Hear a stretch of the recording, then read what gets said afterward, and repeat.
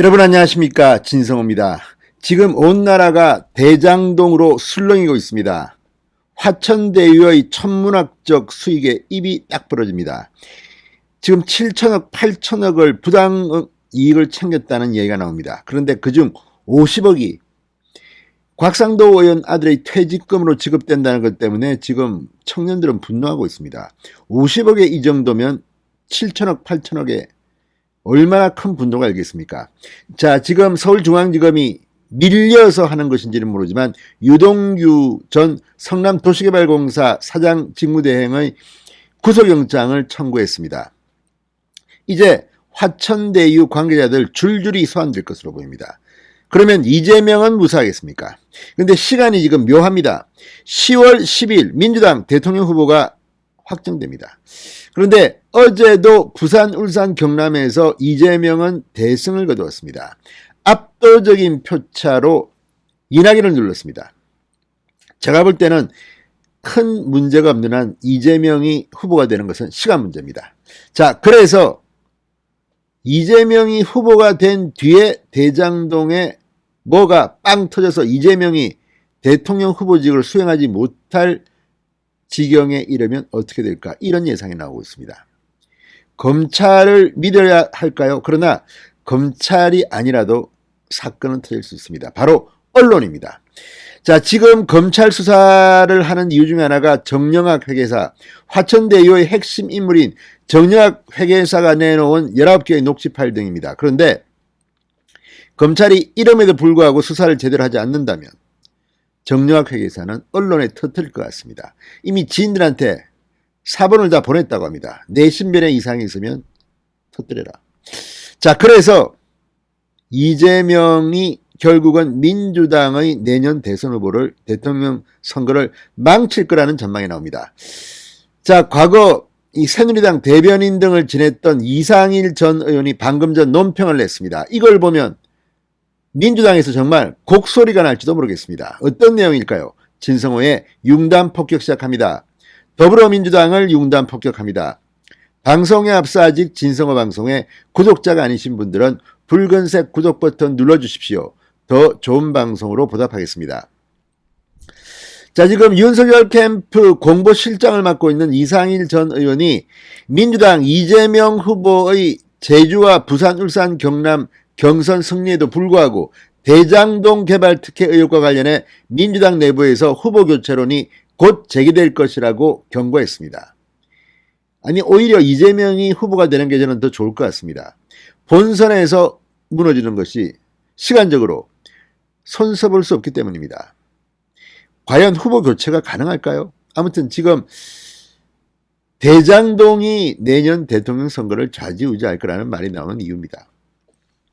자, 이상일 전 의원은 방금 전 논평을 내고 이재명 후보가 연승으로 당 대통령 후보를 거의 확정한 만큼 미리 축하드린다.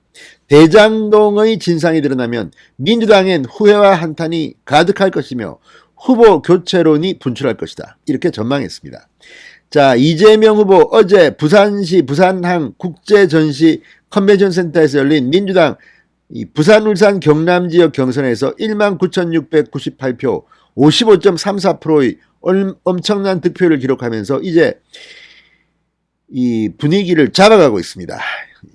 1위도 1위지만 압도적입니다. 이낙연은 11,969표, 33.62%에 머물렀습니다.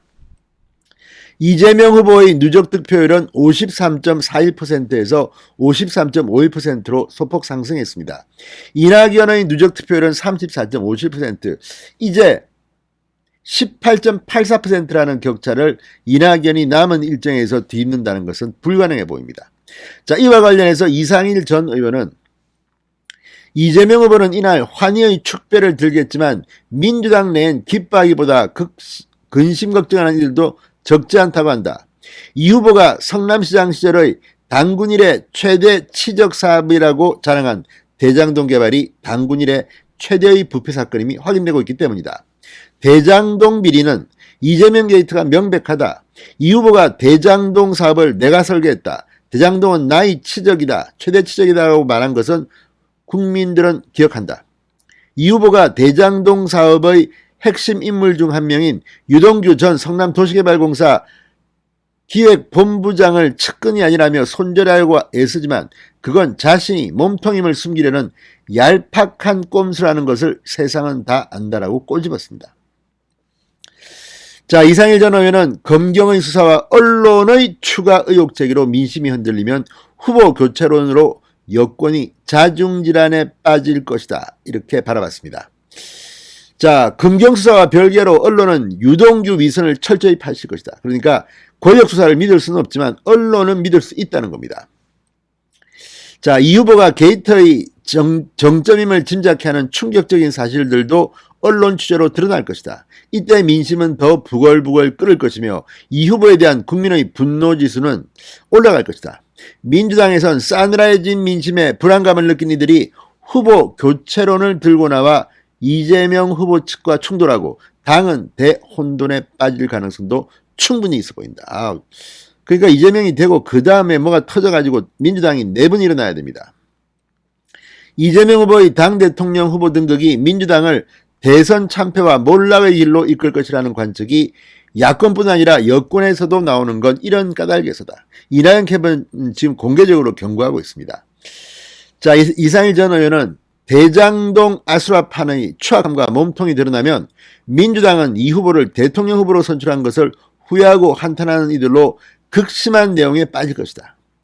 여기저기서 곡소리가 들릴 것이다, 이렇게 말했습니다. 민주당에서 곡소리가 될 것 같습니다. 이상일 전 의원의 이 대예언, 저는 충분히 가능한 시나리오라고 평가합니다. 진성호의 융단 폭격이었습니다. 여러분 감사합니다.